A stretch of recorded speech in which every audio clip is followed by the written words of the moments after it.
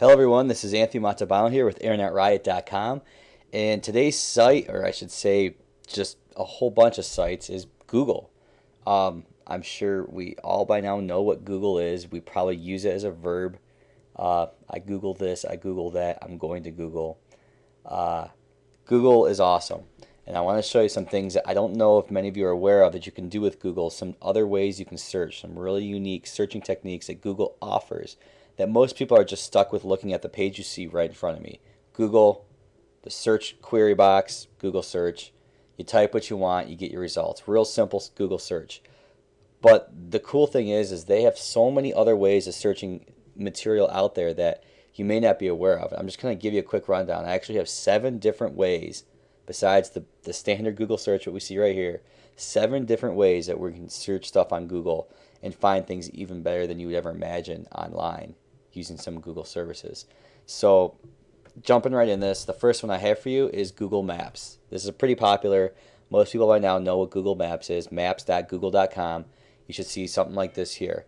Well, yeah, you can sit and search for distances from A to B, plot and get directions to this place, to that place, or see different locations are on the map. But what I like to do is you can simply just type in like an area code and food or area code gas.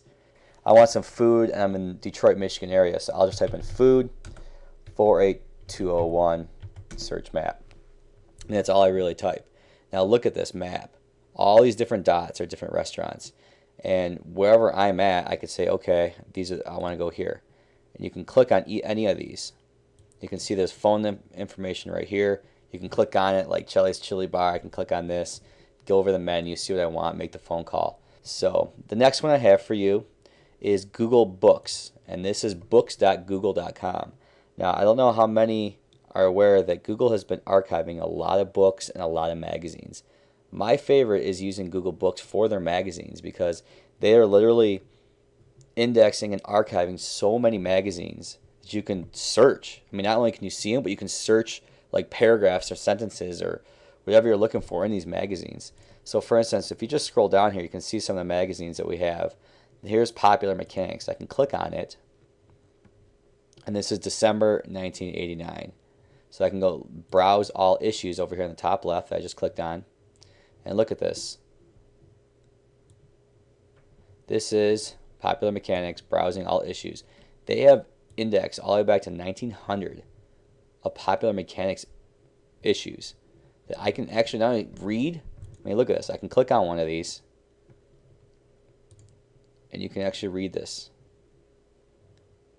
I mean, this is just awesome. You can go back in time and read these magazines. And it's even further than just reading magazines. You can search the magazines, something you could never do before. This is a great way to find new material. If you're searching for things or you remember a certain magazine way back when, you may be able to find it using Google Books. So let's just, for instance, I'm going to go back to browse all issues. And let's just say we're in 2000s. So here's some of the newer Popular Mechanics magazines. And I can just pull one of these up here. And I can search for something. For instance, if I want to search, let's just see like DVD. Really simple. I'll search it. And now it's giving me all the results for where it's found. I think this is really powerful, really cool. That's the second method, Google Books. The next one I have for you is Google Sets. What this is you can give it a couple different terms, and it's going to try to predict what other terms would be in the set or whatever type of grouping.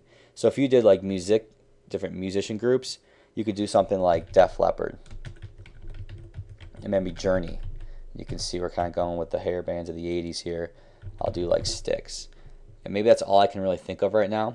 So I'm just going to click on Large Set, and look what it does. It's actually going to try to solve and find more for me. So maybe you're looking for a long list of something, and you can only think of 2 or 3 terms, and you want to think of some other ones that go in those terms. Well, here you go. This is labs.google.com/sets. Type in 2 or 3 of them, and you can actually get a whole bunch more predicted for you. So that's the third different way you can search with Google besides the basic. The next one I have for you, this one is really neat. This one's called Google Squared. Google.com/squared takes you to something like this. If we search something like hockey teams, I'll square it, and it's going to pull up a bunch of hockey teams. And then what it's going to do is it's going to try to find not only the names, the image, maybe a description of it, conference, division, founded, that kind of stuff. Another thing too is you can add more columns. So look at, here's some other options that they give you.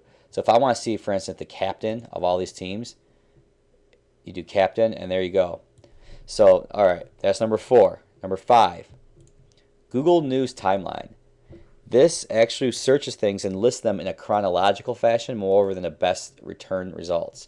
So I can search things like sports scores. If I just do like Detroit Tigers, and I want to see the sports scores, and so that's how you get some sports scores. Now there's another thing that we can do here too I like is you can search blogs, or actually it will pick up RSS feeds from different blogs that are out there that it's actually indexed, and you can add them to this news timeline and read the blogs in a chronological fashion. Here it is, blogs. So for instance, Smashing Magazine is a great magazine, or not magazine, but a blog that I like to read a lot. So I'll just type in Smashing Magazine, find blog. Here it is there. So I'll click on that. You can see all the way up at the top. So you can see Smashing Magazine is added. And look at, it's actually listing each entry in a chronological fashion on a timeline. So I can go back and look at all the different entries. You can see some days there's 2 entries, but for the most part, almost every day it looks like Smashing Magazine's putting out at least 1 blog post. You can also add other blogs as well. And there you go. That's number 5. I showed you 5 ways. Now I got 2 more for you. The next one we have is Google Similar Images. This is cool because you can search an image, and then what it does is kind of uses what the image looks like based on colors and different settings of the image, and tries to find similar images, as it says. So for instance, if I'm searching something like Rome, Italy, I can look at these pictures here.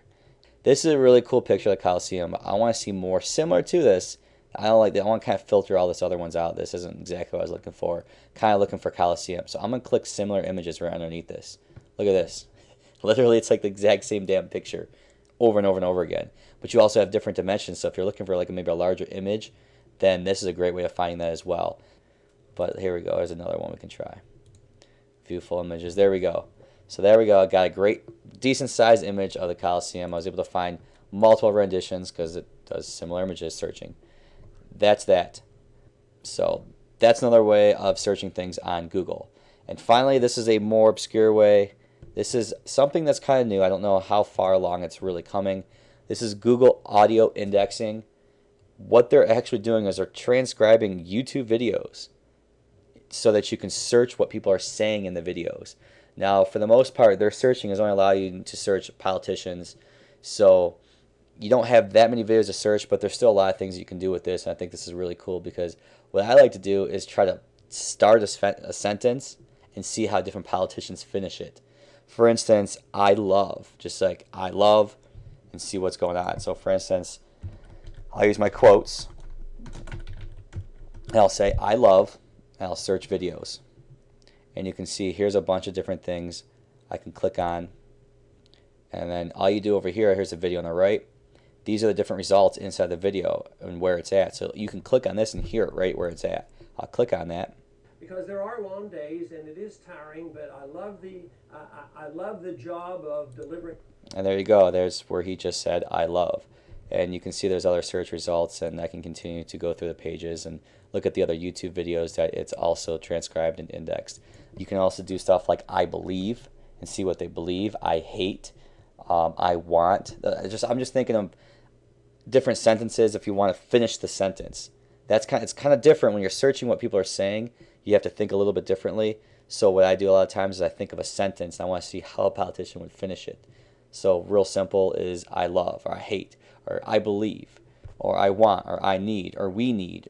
Those are just some things I can think of, but that's pretty cool. I'd really like to see where Google's going with this, but I think there's a lot you can still do with this. And if you're definitely into politics or you want to see what politicians are saying, then I would definitely look at Google Audio Indexing.